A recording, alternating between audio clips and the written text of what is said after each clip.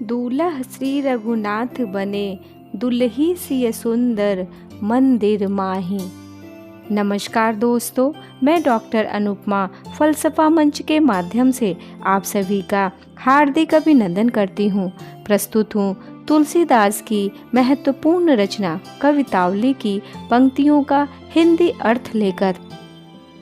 तुलसी सही मायने में मानववादी और मानवतावादी हैं। मनुष्य की श्रेष्ठता और समर्थता में उनका दृढ़ विश्वास है।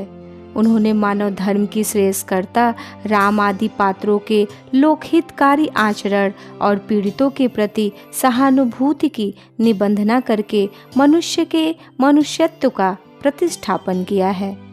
जी हाँ दोस्तों, कवितावली की सबसे बड़ी विशेषता है उसकी सरसता। इन पंक्तियों में सीता स्वयंवर के समय की घटना है।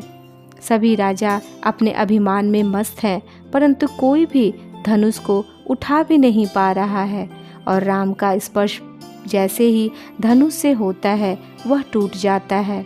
और उसके बाद क्या होता है, चलिए इन मनोहर पंक्तियों की हिंदी व्याख्या से जानते हैं। मयन महनु पुर दहनु गहनु जानी, आनिकै सबय को सारु धनुष गढ़ायो है। जनक सदसी जेते भले भले, भूमिपाल किए बलहीन बलु आपनो बढ़ायो है।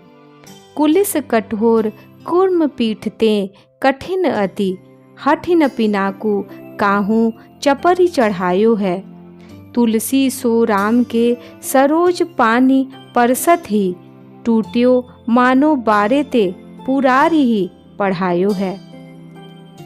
तुलसीदास जी कहते हैं कि श्री महादेव जी ने काम का दलन और त्रिपुर का नाश बहुत कठिन समझकर सब कठोर पदार्थों को मंगाकर उनका सार रूप यह धनुष बनवाया था। उसने जनक जी की सभा में जितने बड़े बड़े राजा आए थे उन सभी को बलहीन कर अपना ही बल चढ़ा रखा। वज्र से भी कठोर और कछुए की पीठ से भी कड़े उस धनुष को कोई भी राजा बलपूर्वक फुर्ती से नहीं चढ़ा सका। तुलसीदास जी कहते हैं, किंतु वही धनुष भगवान राम के करण कमल का स्पर्श होते ही टूट गया। मानो महादेव जी का उसे आरंभ से ही यही पाठ पढ़ाया हुआ था। दिगति ऊर्वी अति गुरवि सर्व, पब्बय समुद्र सर, ब्याल बधिर तेहि काल, बिकल दिगपाल चराचर। दिग्यंत लड़खरत परत, दस कंधु मुख भर, सुर विमान हिम भानु भानु, संघटत परस्पर। चौके बिरंची शंकर सहित, कोलु कमठु अहि कलमल्यो, ब्रह्मंड खंड कियो चंड, धुनि जबहि राम शिव धनु धल्यो।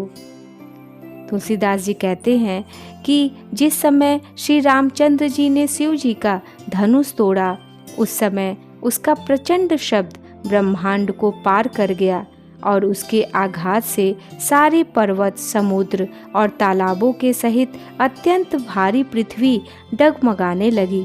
सर्प बहिरे हो गए, संपूर्ण चराचर एवं इंद्रादि दिक्पालगण व्याकुल हो उठे। दिग्गज लड़खड़ाने लगे, रावण मुंह के बल गिरने लगा। देवताओं के विमान, चंद्रमा और सूर्य आकाश में परस्पर टकराने लगे। महादेव जी सहित ब्रह्मा जी चौंक पड़े और वाराह, कच्छप तथा शेष जी भी कलमला उठे। धन्यवाद। कवितावली के बालकांड की ये 2 पद आपके सम्मुख हिंदी अर्थ के साथ प्रस्तुत किया है। कृपया मेरे चैनल को लाइक, शेयर और सब्सक्राइब करें। मिलती हूँ बहुत जल्द। आप सभी को नमस्कार।